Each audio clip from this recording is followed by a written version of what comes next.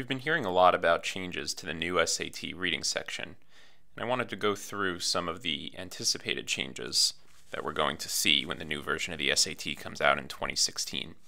So first of all, you'll notice that this document is taken from the Federalist Number 6, written by Alexander Hamilton.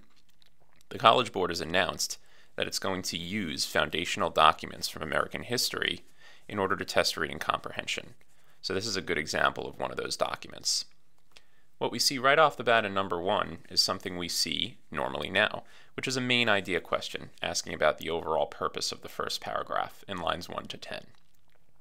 If you read the first paragraph, you'll understand that Alexander Hamilton is establishing that he needs to argue a point and examine something in a way that reveals what's going on with the nation, its disunion, or its union. And so, B is the correct answer for number 1. Now, number 2 is a new type of question to the SAT. Basically, what it's asking is, how can we justify the previous answer? Well, we need to pick the sentence that outlines the fact that Alexander Hamilton is establishing the need to examine the issue in depth. The only sentence that does this is sentence 3. These have already, in some instances, slightly anticipated, but they deserve a more particular and more full investigation. And what this means is that the correct answer is C. There are some other things to point out here that are pretty important. For example, let's take a read of this sentence.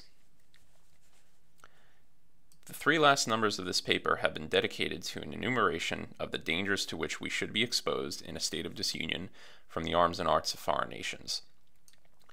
Students might be confused by the use of should in this sentence. So we should be exposed, because the way we use should now is to say something like you should do this. In other words, you ought to do something, or this is the way it ought to be. This is not how should is used in old documents. What it's meant to say here is something like this, to which we might be exposed in a state of disunion from the arms and arts of foreign nations. So what Alexander Hamilton is saying here is that if the states stay disunited, we might become exposed to dangers from arms and arts of foreign nations. So it's words like these and questions like these that we'll see on the new SAT and that we'll have to adjust to.